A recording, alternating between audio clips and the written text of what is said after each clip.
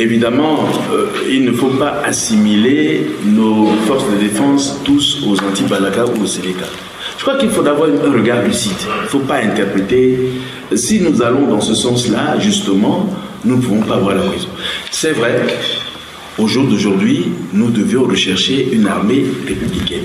On doit aller vers une refondation de notre armée pour qu'elle soit républicaine.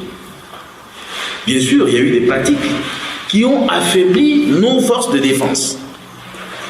J'ai signalé tout à l'heure, c'était à dessein que j'ai rappelé les différentes crises que nous avons connues dans le pays, depuis les années 66 jusqu'à aujourd'hui.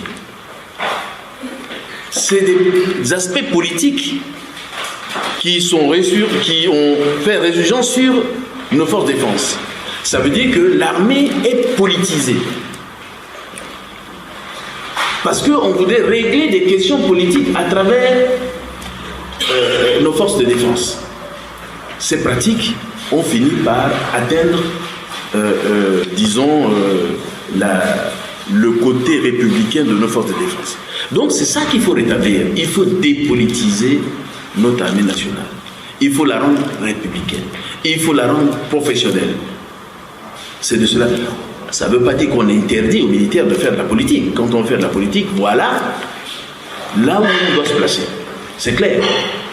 Donc, je pense qu'il faudrait, quand on parle de la réhabilitation des FACA, il s'agit de la question de la sécurité. Nous avions entamé cette question au niveau de la réforme du secteur de sécurité, qui permettra à nos forces de les revitaliser, de les former aux droits de l'homme, à d'autres questions, et ensuite, notamment aux droits de l'homme, et ensuite de les rendre professionnels. Voilà.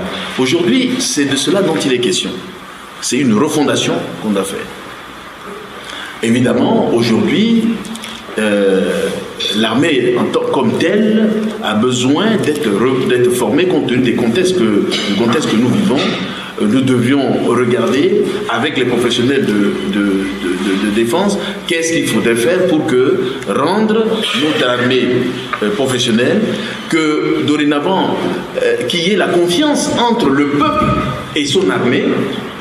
C'est ça qu'il faudrait rétablir aussi. Parce qu'aujourd'hui, on a le sentiment quand les militaires, il ne s'agit pas de... Quand les militaires arrivent, la population a peur. Ça veut dire qu'il n'y a plus de confiance entre la population et son armée.